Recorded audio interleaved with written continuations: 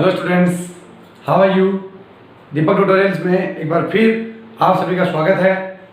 देखिए, chapter solution की previous classes में हम लोगों ने पढ़ा था सोल्यूबिलिटी, लिक्विड के अंदर सॉलिड की सोल्यूबिलिटी और उसको अफेक्ट करने वाले फैक्टर्स, और लिक्विड के अंदर गैस की सोल्यूबिलिटी और उसको अफेक्ट करने वाले फैक्टर। आज की इस क्लास में हम पढ़ेंगे लिक्विड के अंदर लिक्विड का सॉल्यूशन, जिसको लिक्विड सॉल्यूशन भी बोलते हैं। आज की क्लास बहुत ज़्यादा इंपॉर्टेंट है, और अगर मैं कहूँ तो चैप्टर सॉल्यूशन की अब तक जितनी भी प्रीवियस क्लासेज हुई है, सबसे ज़्यादा इंपॉर्टेंट क्लास आज की ही होने वाली है। तो वीडियो को पूरा लास्ट तक देखना। और हाँ, जैसा कि मैं हर रोज़ बोलता हूँ, एक नोटबुक और पेन पास में लेकर के बैठें। जो भी चीज़ आपको इंपॉर्टेंट लगे उसको तुरंत से नोट कीजिए। और आज की इस क्लास में एक बहुत ज़्यादा इंपॉर्टेंट लॉ, जिसको बोलते हैं राउट्स लॉ, आने वाला है, जिस पे बेस्ड बहुत सारे न्यूमेरिकल प्रॉब्लम्स भी आते हैं। तो आज की क्लास बहुत ज़्यादा इंपॉर्टेंट है। तो देखिए, लिक्विड सॉल्यूशन और उसका वेपर प्रेशर क्या होता है। आज हम बात करेंगे वेपर प्रेशर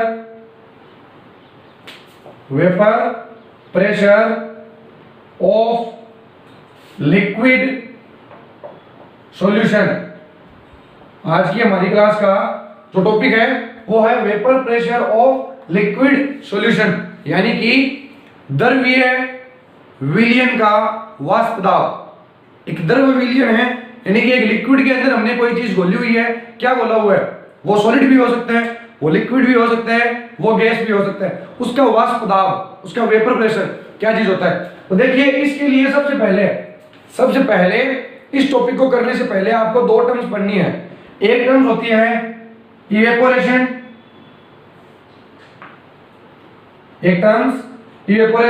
और एक टर्म्स होती है आपकी कंडेंसेशन।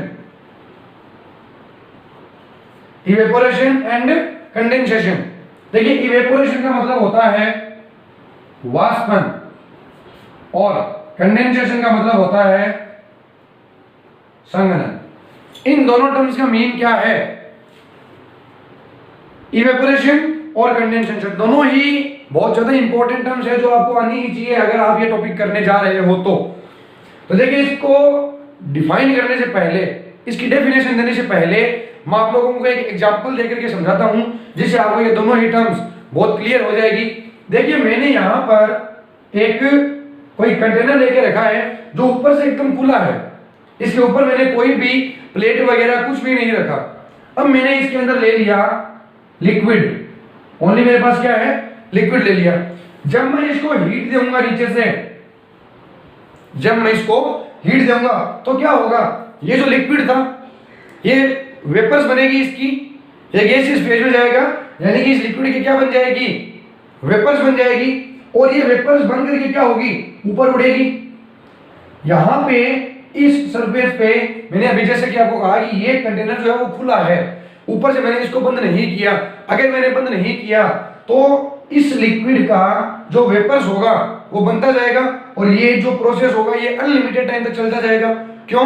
क्योंकि इन वेपर्स के पास उड़ने के लिए एक स्पेस है, बहुत सारा स्पेस पड़ा है, अगर ये ऊपर से क्लोज नहीं है तो जब ये लिक्विड गैस स्पेस में जाता है, इस कंडीशन को, इस चीज को अपन क्या बोलते हैं? इवेपोरेशन, यानी कि वाष्पन।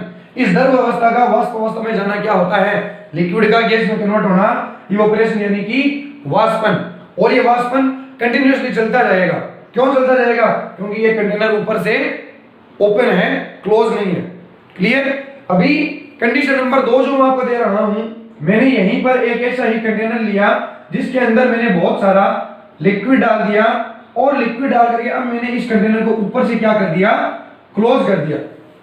यहाँ पे कंटेनर कैसा था? खुला था, लेकिन यहाँ पे जो कंटेनर है वो कैसा है? क्लोज है। अब अगर मैं इसको हीट दूंगा, यहाँ पे जो वेपर्स बनी थी, क्या वो वेपर्स यहाँ पे भी बनेगी? Of course. अगर मैं लिक्विड को हीट दे रहा हूं तो वो गैस फेज में जाएगा ही जाएगा। लेकिन यहाँ पे क्या हो रहा था?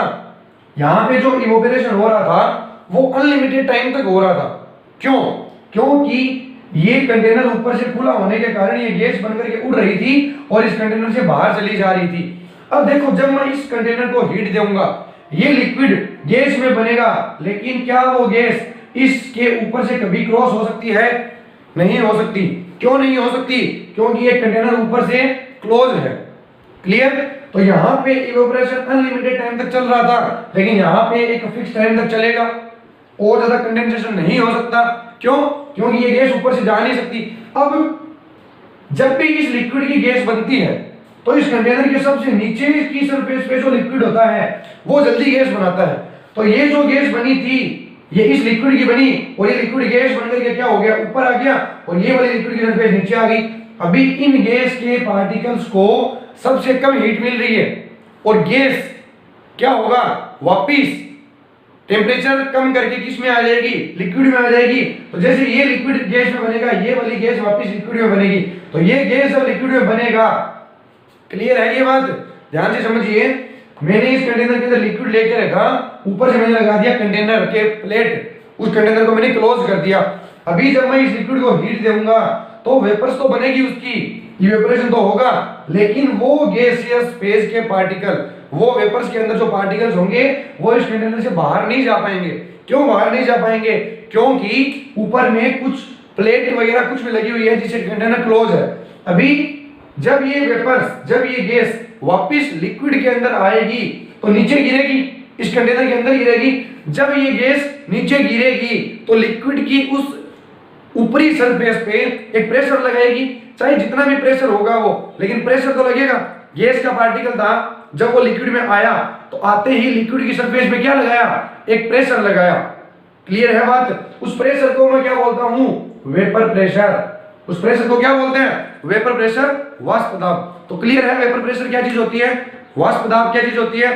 देखिए, अगर मैंने किसी लिक्विड को गर्म किया तो वो गैस इस फेज में गया, ठीक है, और मैंने उसको कर दिया ऊपर से क्लोज, तो वो गैस ऊपर से बाहर नहीं जा सकती। जब वो गैस वापस लिक्विड में जाएगी तो लिक्विड की सरफेस के ऊपर एक प्रेशर अप्लाइड करेगी, उस प्रेशर को अपन क्या बोलेंगे, वेपर प्रेशर, यानी कि वाष्प दाब। लेकिन ये ऐसे ही जो प्रेशर लगा दिया वो वाष्प दाब नहीं हो सकता। देखिए क्या होगा, जब मैं इसको हीट दूंगा, एक स्पेशल कंडीशन आपको यहाँ पे अप्लाई करनी है। वो क्या करनी है, देखिए मैं आपको थोड़ा बड़ा कंटेनर लेकर के एक बताता हूँ, इस चीज को ध्यान से समझिए आप लोग। ये मैंने एक कंटेनर लिया, इसको मैंने कर दिया ऊपर से क्लोज, ये कंटेनर ऊपर से कर दिया क्लोज। यहाँ पे मैंने बहुत सारा यहाँ तक का लिक्विड भरा हुआ है, यहाँ तक मैंने लिक्विड भर दिया।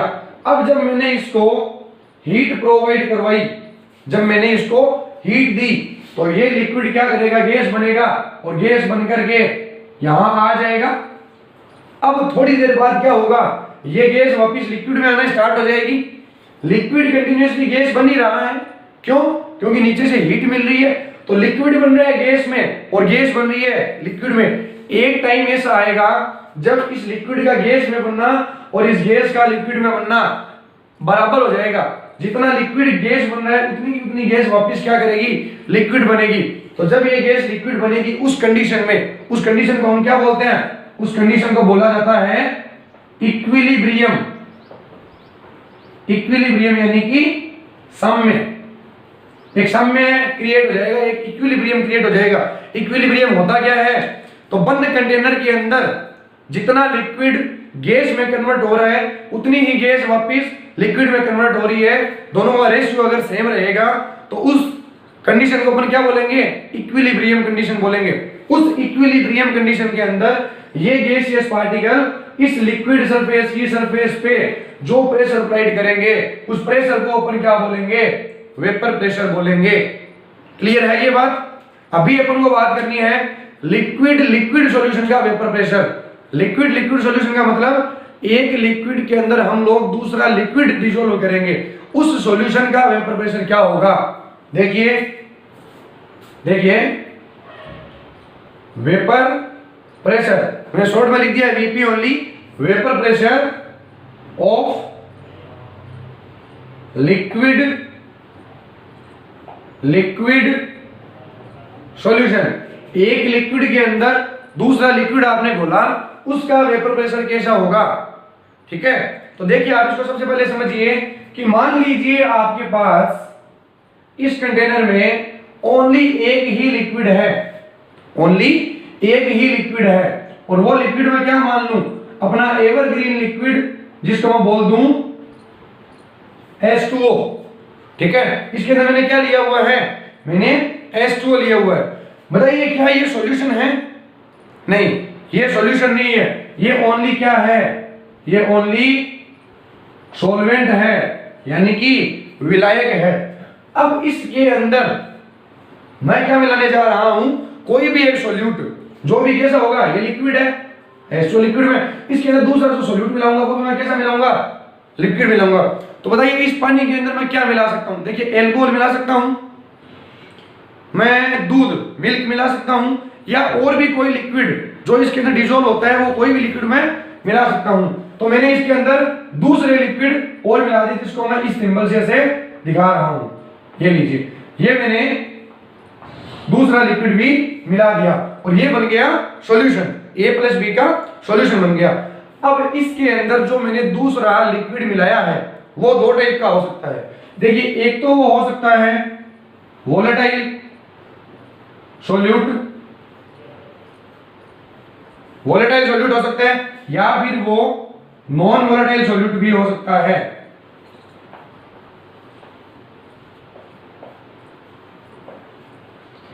वोलेटाइल सॉल्यूट और नॉन वोलेटाइल सॉल्यूट। वोलेटाइल का मतलब क्या होता है, ऐसा सॉल्यूट पार्टिकल्स जिसको गर्म करने पर उसकी वाष्प बनती है, उसकी गैस बनती है, वो वोलेटाइल। और नॉन वोलेटाइल यानी कि ऐसा सॉल्यूट जिसको गर्म करने पर उसकी गैस, उसकी वाष्प कभी नहीं बन सकती। इसको बोलते हैं वाष्पशील विलय, वाष्पशील विलय, और इसको मैं बोलता हूं अवाष्पशील विलय, अवाष्पशील विलय। ऐसा सॉल्यूट जिसकी गैस बनती है, जो वेपराइज होता है वो वोलेटाइल, जो नहीं होता वो नॉन वोलेटाइल। तो सपोज मैंने यहाँ पे ओनली H2O लिया हुआ था जो ओनली सॉल्वेंट था। अब बताओ H2O है तो वो तो गर्म करने पर वाष्प बनाएगा, गैस बनाएगा, और मैंने यहाँ पे क्या किया, इसको ऊपर से क्लोज कर दिया। अगर ओनली H2O था और मैं इसको अगर हीट देता तो ये H2O के पार्टिकल पहले गैस बनते और गैस से वापस दाब लगाते, प्रेशर लगाते। ये बात क्लियर? तो जब ओनली सॉल्वेंट था मेरे पास तो वो इस लिक्विड की सरफेस पे कुछ ना कुछ प्रेशर लगाता, और उस प्रेशर को मैंने क्या बोल दिया, उस प्रेशर को मैंने बोल दिया P0। ये लो, उसको मैंने P0 से डिनोट कर दिया। ये ओनली सॉल्वेंट H2O जब इस लिक्विड की सरफेस पे प्रेशर लगा रहा है तो उसको मैंने P0 बोल दिया। ये बात क्लियर? मैंने उसको क्या बोल दिया, P0। अभी मैंने इसके अंदर एक सॉल्यूट ऐड कर दिया, मैंने एक इसके अंदर विलय मिला दिया, और वो सॉल्यूट मैंने कौन सा लिया, मैंने ले लिया नॉन वोलेटाइल सॉल्यूट। क्लियर? मैंने ले लिया नॉन वोलेटाइल सॉल्यूट। जब मैं नॉन वोलेटाइल सॉल्यूट लेकर के सॉल्यूशन बना दूंगा तो इस सॉल्यूशन का भी कुछ ना कुछ वेपर प्रेशर तो होगा, क्योंकि ये भी इस लिक्विड की सरफेस पे एक प्रेशर लगाएगा। उस प्रेशर को मैंने मान लिया कितना, P। ये था ओनली H2O का वेपर प्रेशर, ये है पूरे सॉल्यूशन का वेपर प्रेशर। क्लियर? अभी मैं ये बोल रहा हूं कि जब मैं किसी भी लिक्विड के अंदर कोई नॉन वोलेटाइल सॉल्यूट ऐड करता हूं तो इस प्रकार से बने हुए सॉल्यूशन का वेपर प्रेशर अपने सॉल्वेंट के वेपर प्रेशर के कंपेयर में कम हो जाता है। क्या हो जाता है? कम हो जाता है। कैसे होता है कम? तो देखिए आप लोग, जो वेपर प्रेशर है वो एक सरफेस फिनोमिना है। क्या है? सरफेस फिनोमिना, यानी कि पृष्ठीय विक्रिया। देखिए जब भी मैं हीट दूंगा, जब भी मैं हीट दूंगा, सबसे पहले वेपर किसकी बनेगी, जो इस निचली सरफेस के एकदम जस्ट ऊपर पार्टिकल है उनकी बनेगी। ये बात क्लियर? सपोज कीजिए जब यहाँ पे ओनली वाटर मॉलिक्यूल प्रेजेंट थे, ओनली H2O प्रेजेंट था, जब मैं हीट दे रहा था तब इस सरफेस के ऊपर जितने भी पार्टिकल थे सब की सब गैस बना रहे थे, और ऊपर वाले पार्टिकल नीचे आ जाएंगे। जब मैंने इसके अंदर कुछ ऐसा सॉल्यूट मिला दिया जो नॉन वोलेटाइल है, तो बीच बीच में कई कई जगहों पर वो वाले पार्टिकल्स क्या हो गए, ऐड हो गए। वो पार्टिकल्स क्या हो गए, ऐड हो गए। अब ये पार्टिकल अगर नॉन वोलेटाइल है, अवाष्पशील है, तो क्या ये पार्टिकल कभी भी गैस बना सकते हैं? नहीं बना सकते। तो अब मैं जब हीट दूंगा तो ओनली इतने इतने पार्टिकल से क्या होगा, गैस बनना स्टार्ट होगी। ये पार्टिकल अपनी जगह पे फिक्स हो गए, मैं तो ये अपने से ऊपर जाएंगे, नहीं इनकी जगह पे कोई दूसरा आएगा। तो जब ओनली मेरे पास वाटर मॉलिक्यूल था तब तो पूरी की पूरी सरफेस से क्या हो रहा था, वेपर्स बन रही थी। लेकिन जब मैंने एक नॉन वोलेटाइल सॉल्यूट ऐड कर दिया, अवाष्पशील विलय ऐड कर दिया, तो क्या होगा, ओनली उसी जगह ऐसे वेपर्स बन सकेगी जहां पे H2O प्रेजेंट है। जहां पे नॉन वोलेटाइल सॉल्यूट आ गया वहां से कभी भी वेपर्स नहीं बन सकती। तो पहले की कंपेयर में वेपर्स क्या होगी, ऊपर कम बनेगी, और अगर वेपर कम बनेगी तो वेपर प्रेशर भी क्या लगेगा, कम लगेगा। ये बात क्लियर। तो इस प्रकार से अगर किसी प्योर सॉल्वेंट के अंदर मैं कोई नॉन वोलेटाइल सॉल्यूट ऐड कर दूं, कोई नॉन वोलेटाइल सॉल्यूट ऐड कर दूं, तो बने हुए सॉल्यूशन का वेपर प्रेशर, वाष्प दाब कम हो जाएगा, और इसको अपन बोलते हैं लोअरिंग इन वेपर प्रेशर। इसको क्या बोला जाता है, इसको बोला जाता है लोअरिंग इन वेपर प्रेशर। वाष्प दाब में अवनमन, देखिए दो टर्म्स होती है, उन्नयन, अवनमन। अवनमन मतलब कमी, तो वाष्प दाब में क्या हो गई, कमी हो गई, तो इसको बोला जाता है वाष्प दाब में अवनमन, यानी कि lowering in vapour pressure. Clear. तो देखिए प्योर सॉल्वेंट का वेपर प्रेशर मैंने क्या माना था, P0, और जो सॉल्यूशन बना उसका उसका वेपर प्रेशर मैंने क्या मान लिया, P। तो जो कमी आ रही है वो क्या आएगी, प्योर सॉल्वेंट का था P0, इसमें से माइनस कर दो सॉल्यूशन का वेपर प्रेशर P, तो P0 माइनस P जो है वो वेपर प्रेशर के अंदर लोअरिंग है, यानी कि अवनमन है, ये इक्वल हो जाएगा डेल P के। तो del P is equal to P0 minus P। ये होता है vapour pressure of liquid liquid solution जब आपका सॉल्यूट जो है वो नॉन वोलेटाइल है। अब एक लिक्विड के अंदर जब दूसरा लिक्विड मिला करके अपन सॉल्यूशन बनाते हैं तो क्या होता है, वेपर प्रेशर के अंदर क्या कंडीशन आती है, किस प्रकार से सब कुछ होता है। इसके लिए एक साइंटिस्ट था राउले, जिसने अपना एक नियम दिया था जिसको बोलते हैं राउले का नियम, राउल्स लॉ।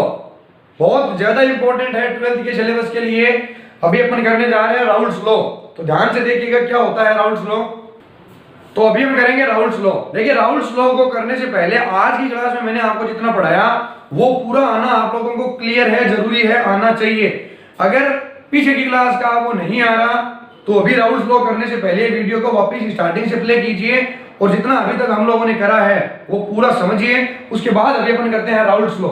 तो देखिए राउल्स ने दोनों प्रकार के विलय के लिए अपना नियम दिया था, अवाष्पशील विलय के लिए भी और वाष्पशील विलय के लिए भी, यानी कि नॉन वोलेटाइल सॉल्यूट के लिए और वोलेटाइल सॉल्यूट के लिए, दोनों टाइप के सॉल्यूट पार्टिकल्स के लिए राउल्ट ने अपना नियम दिया था। तो हमारी हेडिंग्स है राउल्स लॉ, इसका नाम हिंदी में अपन ऐसे भी लिखते हैं राउले। तो राउले का नियम, देखिए बहुत ज्यादा इंपॉर्टेंट टर्म्स है राउल का नियम। वापिस बोल रहा हूं आपको, एकदम ध्यान से देखिएगा राउल्स का नियम क्या होता है। सबसे पहले राउल्स का नियम बताने के लिए मैं आपको, दोनों नियम है, नॉन वोलेटाइल के लिए भी है, वोलेटाइल के लिए भी है। सबसे पहले मैं आपको बता रहा हूं नंबर 1, वाष्पशील विलय। वाष्पशील विलय यानी कि वोलेटाइल सॉल्यूट के लिए,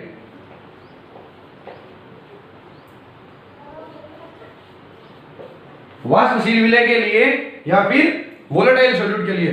देखिए वाष्पशील विलय क्या है,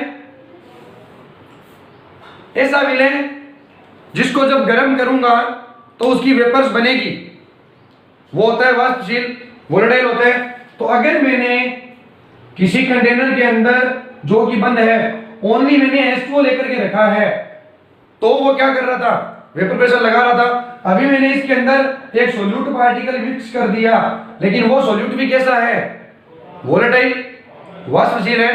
तो जब मैं इसको गर्म करूंगा तो ये भी वाष्प बनाएगा, यानी कि यहाँ पे जो वाष्प बन रही है ऊपर, क्या वो ओनली H2O की है, नहीं, वो H2O की भी है और उस सोल्यूट की भी है जो मैंने यहाँ पे डाला है।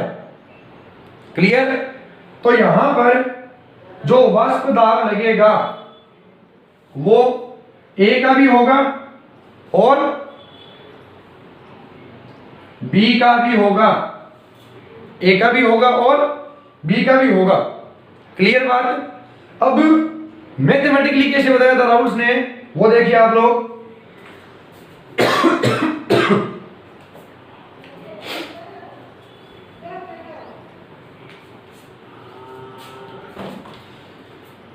देखिए राउल्स ने ये बताया कि इस पर्टिकुलर सॉल्यूशन में जो अभी हमने बनाया था, उस कंटेनर के अंदर जो सॉल्यूशन था, उस सॉल्यूशन में ओनली ए के पार्टिकल यानी कि सॉल्वेंट के पार्टिकल कितना वेपर प्रेशर लगाएंगे, तो वो वेपर प्रेशर लगाएंगे अपना P A. P A, P A क्या है? पी ए है वेपर प्रेशर ऑफ सॉल्वेंट। पूरे सॉल्यूशन के अंदर सॉल्वेंट के जो पार्टिकल हैं वो अपना कितना वेपर प्रेशर लगाएंगे? पी ए लगाएंगे। ये बात clear? Vapour pressure of solute, जो सोल्यूट के पार्टिकल्स हैं, वोलेटाइल है, वाष्पित है, तो वो भी अपना वेपर प्रेशर लगाएंगे। और वो कितना लगाएंगे? वो लगाएंगे पीबी। वो कितना लगाएंगे? पीबी लगाएंगे। ये बात क्लियर? अभी राउल्स बाबा ये कहते हैं कि इस कंटेनर के अंदर, ध्यान से समझिए वापिस, इस कंटेनर के अंदर पार्टिकल ए भी प्रेजेंट है और पार्टिकल बी भी प्रेजेंट है। दोनों के दोनों ही क्या कर रहे हैं? वेपर प्रेशर लगा रहे हैं। अब आप ये बताइए, अगर किसी सॉल्यूशन में ए पार्टिकल भी प्रेजेंट है और बी पार्टिकल भी प्रेजेंट है, तो दोनों का कुछ ना कुछ मोल फ्रैक्शन होगा, मोल भिन्न होगी, जो अक्स ए और अक्स बी के रूप में होगी। अगर मैं इस सॉल्यूशन में सोल्यूट पार्टिकल्स का अमाउंट बढ़ाता जाऊं, बी बढ़ाता जाऊं, तो क्या बी की मोल फ्रैक्शन नहीं बढ़ती जाएगी? बढ़ती जाएगी। और अगर मैं बी का अमाउंट बढ़ा रहा हूं, तो यहां पे जो वेपर्स बनेगी वो ज्यादा वेपर्स भी किसकी बनेगी? बी की बनेगी, क्योंकि इसके अंदर बी का अमाउंट ज्यादा हो गया, तो जो वेपर प्रेशर लगेगा वो भी बी का ज्यादा लगेगा। क्लियर है ये बात? तो राउल्स ने ये कहा कि इस सॉल्यूशन के अंदर जो प्रेशर होता है ए और बी का, वो डायरेक्टली प्रोपोर्शनल होता है उसकी मोल फ्रैक्शन के। ठीक है? यानी कि पी ए जो है, पी ए क्या है? इस सॉल्यूशन के अंदर ए अपना कितना वेपर प्रेशर लगा रहा है, वो समानुपाती होगा किसके? उस सॉल्यूशन के अंदर अपनी मोल विन के। अगर उसकी मोल विन कम है तो वो प्रेशर कम लगाएगा, अगर उसकी मोल विन ज्यादा है तो वो अपना प्रेशर ज्यादा लगाएगा। इसी प्रकार से पी बी जो है वो समानुपाती होता है एक्स बी के। ये बात क्लियर है?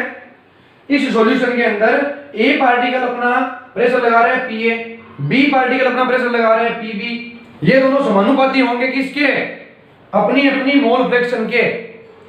अब आप ये बताएं कि इस पूरे सॉल्यूशन के अंदर, इस पूरी ऊपरी सरफेस पे जो प्रेशर लग रहा है वो कितना लग रहा है? पी लग रहा है। पूरा वेपर प्रेशर कितना है? पी, जो कि इक्वल है किसके? P A plus P B के। भाई पी ए अपना एक दाब लगा रहे हैं, पी बी अपना एक दाब लगा रहे हैं, लेकिन कुल दाब कितना लग रहा है? कुल वेपर प्रेशर कितना लग रहा है? तो P is equals to P A plus P B. Clear? लेकिन यहां पे जब सबसे पहले मैं ये समानुपाती का चिन्ह हटाऊंगा, प्रोपोर्शनलिटी साइन हटाऊंगा, तो एक इक्वलिटी का मार्क आएगा, बराबर का मार्क आएगा। तो देखिए P A proportional to X A, but P A is equals to P not A X A और P B is equals to P naught B X B. यहां पे ये दो आ गए अपने पास। जब मैंने समानुपाती की तरह हटाया तब यहां पे पी नॉट ए और पी नॉट बी क्या चीज है? देखिए पी नॉट ए, जब इस सॉल्यूशन में बी को हटा दिया जाए, ओनली ए रहे, ओनली ए अपना अलग दाब लगा रहा है, बी अपना अलग दाब लगा रहा है, लेकिन इस सॉल्यूशन में मैंने बी के पार्टिकल को रिमूव कर दिया, ओनली ए है, तो अब जो दाब लगेगा वो किसके द्वारा लगेगा? ओनली ए के द्वारा। तो वो ए, ओनली ए कितना दाब लगा रहा है? वो पी नॉट ए होगा। क्लियर है ये बात? यानी मैं आपको ये बोलूं कि इस कंटेनर में मैंने ओनली ए के पार्टिकल लेके रखे हैं, ओनली H2O के पार्टिकल लेके रखे हैं, और जब मैंने इसको क्लोज कर दिया ऊपर से और इसको हीट दी, तो अब इस सरफेस पे जो दाब लगेगा वो किसका होगा? बी का होगा क्या? बी है ही नहीं उसमें, ओनली ए का होगा, और वो जो दाब लगेगा वो कितना होगा? P नॉट ए। इसी प्रकार से जब किसी कंटेनर में मैंने ओनली एक वोलेटाइल सॉल्यूट ले लिया B, तो यहां पे जो दाब लगेगा वो कितना होगा? P not B। तो शुद्ध अवस्था में, अपनी अपनी शुद्ध अवस्था में A और B के द्वारा लगाया जाने वाला दाब P नॉट A और P नॉट B होता है। क्लियर? वापिस मैं रिवाइज करवा रहा हूं, एक बार ध्यान से सुनना आप लोग। राउल्स ने ये कहा कि A और B से मिलकर के एक सॉल्यूशन बना जिसके अंदर B जो है वो वोलेटाइल सॉल्यूट है, वाष्पशील विलय है। तो इस सॉल्यूशन के ऊपर जो दाब लगेगा, जो वेपर प्रेशर लगेगा, वो A का भी होगा और वो B का भी होगा। इस सॉल्यूशन के अंदर जो A का दाब होगा वो PA है, और जो B का दाब होगा वो PB है। PA बढ़ता जाएगा जब मैं A की मोल बढ़ाता जाऊं, और B का दाब बढ़ता जाएगा जब मैं B की मोल बढ़ाता जाऊं। तो PA समानुपाती हो गया XA के और PB समानुपाती हो गया XB के। ये बात क्लियर है? और अगर किसी सॉल्यूशन में B ना हो, ओनली A हो, तो वो अपनी सरफेस पे कितना दाब लगाएगा? P not A। और इसी प्रकार से अगर किसी सॉल्यूशन में ओनली B हो, तो वो अपनी सरफेस पे कितना दाब लगाएगा? P not B। तो जब मैं इस समानुपाती के स्थिरांक को हटाऊंगा, चिन्ह को हटाऊंगा, तो मेरे पास यहाँ पे एक स्थिरांक आएगा, एक वैल्यू आएगी। तो PA बराबर P नॉट A XA और PB बराबर P not B XB। P not A और P नॉट B क्या है? A और B के द्वारा लगाया जाने वाला शुद्ध अवस्था में वाष्प दाब। वो शुद्ध अवस्था में अपनी सरफेस के ऊपर कितना वाष्प दाब लगा रहे हैं, वो P नॉट A और P नॉट B है। क्लियर? अभी इस सॉल्यूशन का टोटल वेपर प्रेशर कितना होगा? P, जो कि इक्वल होगा PA प्लस PB के। A अपना दाब लगा रहा है, B अपना दाब लगा रहा है, टोटल दाब कितना लग रहा है? PA plus PB। तो मैं यहां पे लिख दूंगा P is equals to PA plus PB। ये बात क्लियर? बताओ PA की वैल्यू क्या है? ये रही। PB की वैल्यू ये रही। तो मैं यहां पे लिख दूंगा P is equals to P not A XA plus P not B XB। Clear ये बात? कोई डाउट यहां तक? अभी प्रीवियस क्लास में हम लोग पढ़ के गए हैं कि किसी भी सॉल्यूशन में अगर दो कंपोनेंट प्रेजेंट है A और B, अगर दोनों की मोल फ्रैक्शन निकाल करके दोनों को ऐड कर दिया जाए तो आंसर हमेशा कितना आएगा? 1। यानी कि XA प्लस XB बराबर कितना होगा? 1 होगा। तो अगर मेरे को ओनली XA की वैल्यू निकालनी है तो मैं कितनी निकाल दूंगा? 1 माइनस XB। ये वाली वैल्यू मैं यहाँ पे XA की जगह पुट कर सकता हूं, तो क्या बन जाएगा? P is equals to P not A 1 minus XB plus P not B XB। ये फर्स्ट इक्वेशन आ गई राउल्ट के फर्स्ट लॉ की, जो उसने दिया था वोलेटाइल सॉल्यूट के लिए। ठीक है? क्लियर यहां तक बात? इसी प्रकार से राउल्ट ने एक नियम और दिया था जो कि नॉन वोलेटाइल सॉल्यूट के लिए था, अवाष्पशील विलय के लिए था। तो इसको नोट करिए, अपन देखते हैं अवाष्पशील विलय के लिए राउल्ट्स का नियम। ये Raoult's law second for non volatile solute, यानी कि अवाष्पशील विलय के लिए, अवाष्पशील विलय के लिए राउल्ट्स का नियम। ये भी बहुत ज्यादा इंपॉर्टेंट है। जनरली यहां से न्यूमेरिकल प्रॉब्लम बहुत ज्यादा आते हैं, तो ध्यान से देखना इसको भी आप लोग। देखिए, अगर मेरे पास कोई प्योर सॉल्वेंट है A, अगर यहां पे मैंने ओनली क्या ले लिया? A, यानी कि H2O ले लिया, B नहीं है यहां पे। ये A ओनली अपनी सरफेस पे कितना दाब लगाएगा? अभी मैंने आपको बताया था कि ये A शुद्ध अवस्था में अपनी सरफेस पे दाब लगाएगा P not A, P not A दाब लगाएगा। अगर मैं इसके अंदर विलय मिक्स कर दूं और सॉल्यूशन बना दूं, और ये विलय जो है ये कैसा है? ये विलय है नॉन वोलेटाइल, यानी कि इसकी तो वाष्प बन ही नहीं सकती। अगर इसकी वाष्प नहीं बन सकती तो ये वेपर प्रेशर भी नहीं लगा सकता। क्लियर है बात, समझ में आ गया? तो इस कंडीशन में अगर मैंने यहाँ पे सॉल्यूशन बना लिया, इस सॉल्यूशन के अंदर जो दाब लगेगा, क्या वो दाब बी का लग रहा है? नहीं लग रहा। वो दाब ओनली किसका लग रहा है? ए का लग रहा है। टोटल वाष्प दाब जो पी होता है, टोटल वाष्प दाब जो पी होता है वो किसके इक्वल होता है? P A plus P B के। अभी लास्ट केस में देख के गए अपन, टोटल जो वाष्प दाब लगेगा वो पी ए और पी बी के वाष्प दाब के इक्वल होगा, सम के इक्वल होगा। बताओ पी बी की वैल्यू कितनी है? 0, क्योंकि अगर सॉल्यूट नॉन वोलेटाइल है, अवाष्पशील है, तो उसका तो दाब लग ही नहीं सकता। अगर नहीं लग सकता तो मैं पी बी को यहां से क्या कर दूंगा? नेगलेक्ट कर दूंगा, 0 कर दूंगा। तो पी जो होगा वो इक्वल हो जाएगा किसके? पी ए के। अभी मैंने आपको लास्ट केस में क्या बताया? P A proportional X A और P A equals P not A X A. अभी लास्ट केस में करके गए अपन ये चीज। तो पी ए की जगह मैं क्या वैल्यू रख दूंगा? P not A X A.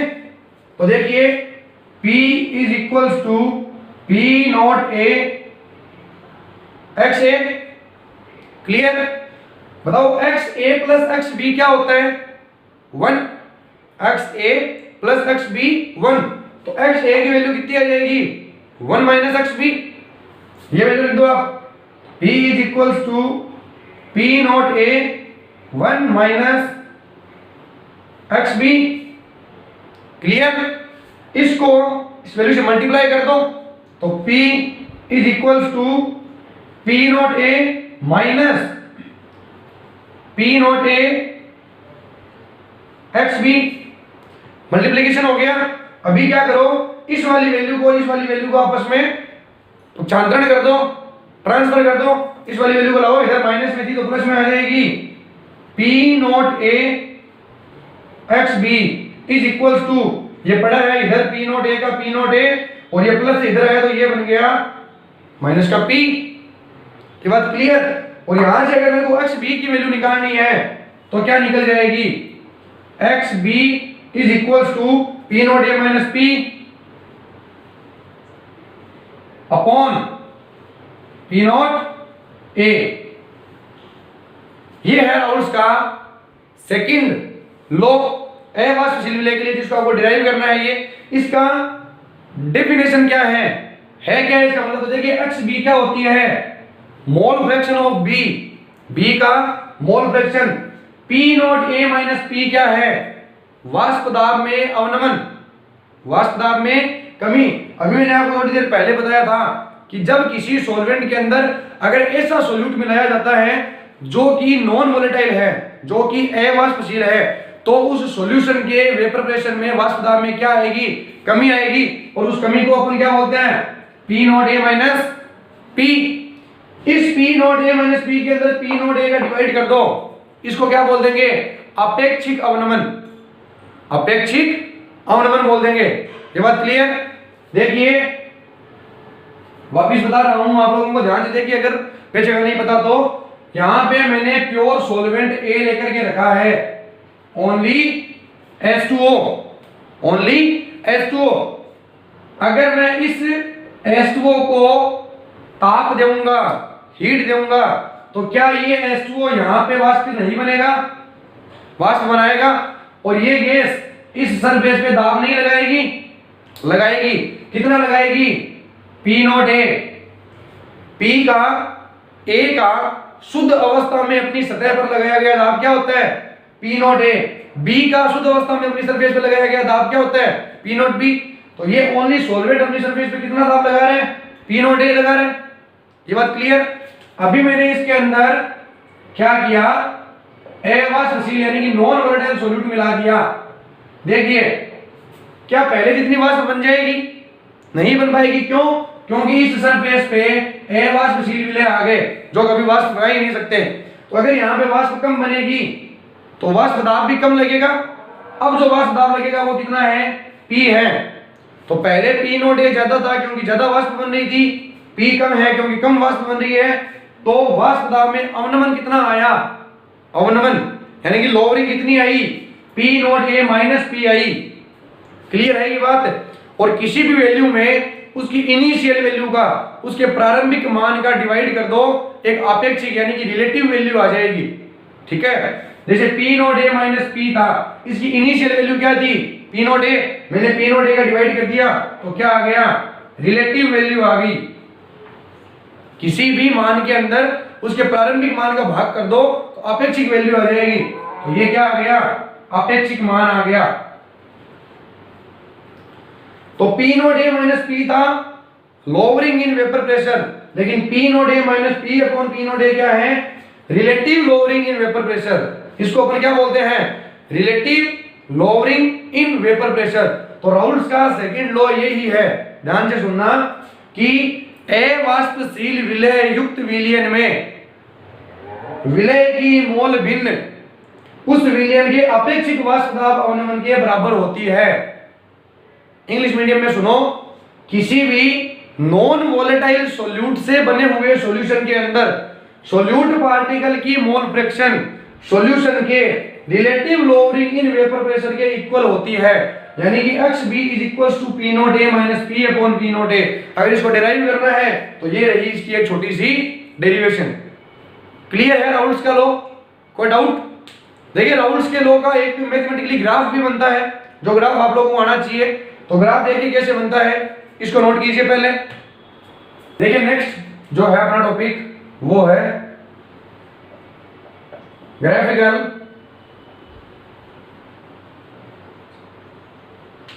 Representation for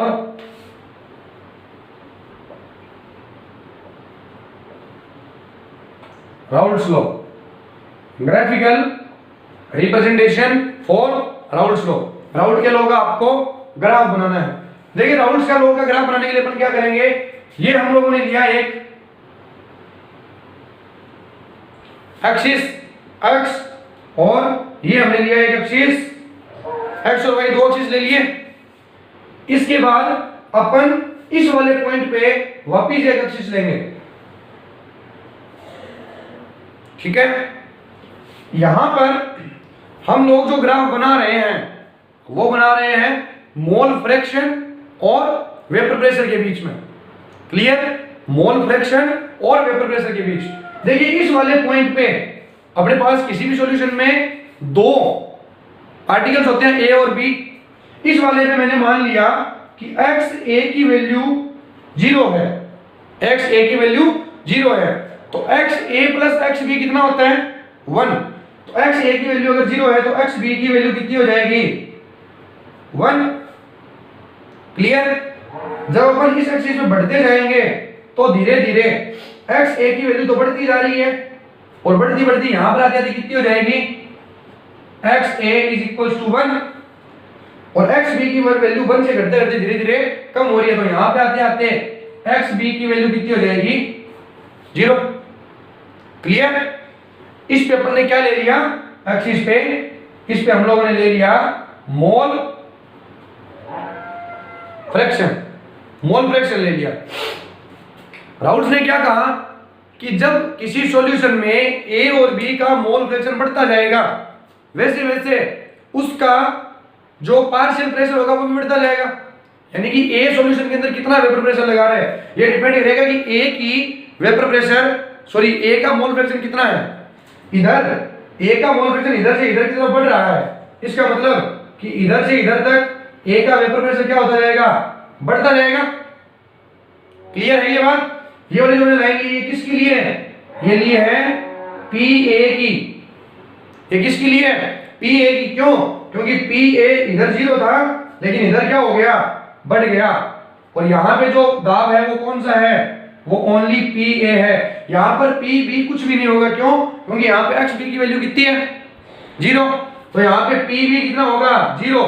लेकिन देखो XB इधर से 0 से 1 आ रहा है, मतलब B का वेपर प्रेशर इधर क्या होता रहेगा, बढ़ता रहेगा। यानी कि ये वाली मैंने लाइन किसके लिए ली, PB की। और इस वाले पॉइंट पे XB 1 है, XB कितना है 1, तो ये जो दाब होगा वो ओनली किसका होगा, पी बी का होगा। क्लियर है बात? तो पी बी होता है equals P naught B X B के, तो P B equals to P naught B X B और P A is equals to P not A X A. यहाँ पे एक्स ए की मोल फ्रैक्शन 0, एक्स बी की mole fraction 1, तो P B होगा जो भी वेपर प्रेशर होगा वो, और यहाँ पे जो मोल फ्रैक्शन है वो एक्स ए की 1 है, तो जो वेपर प्रेशर होगा वो पी ए का होगा। इधर एक्स ए बढ़ रहा है तो ये पी ए इधर बढ़ रहा है, और ये एक्स बी बढ़ रहा है तो ये पी बी इधर बढ़ रहा है, और ये हो जाएगा आपके सॉल्यूशन का टोटल वेपर प्रेशर। इन दोनों पॉइंट्स को मिला दो तो ये टोटल वेपर प्रेशर बन जाएगा P, that is equals to P not A X A plus P not B X B। ये होता है राउल्स के लॉ का ग्राफिकल रिप्रेजेंटेशन। क्लियर है बात? मोल फ्रैक्शन और वेपर प्रेशर, मोल फ्रैक्शन और वेपर प्रेशर इधर, वेपर प्रेशर इधर, इन दो के बीच में अपन ने ग्राफ बनाया। किस प्रकार मोल फ्रैक्शन वेपर प्रेशर को चेंज करती है, ये बात समझ में आ गई आपको। ग्राफ बहुत ज्यादा इंपॉर्टेंट है राउल्स का लॉ सॉल्यूशन चैप्टर के लिए। आगे जितनी भी क्लास अपनी आगे होगी सॉल्यूशन चैप्टर की, उन सब के अंदर राउल्स का लॉ अपने काम में आएगा।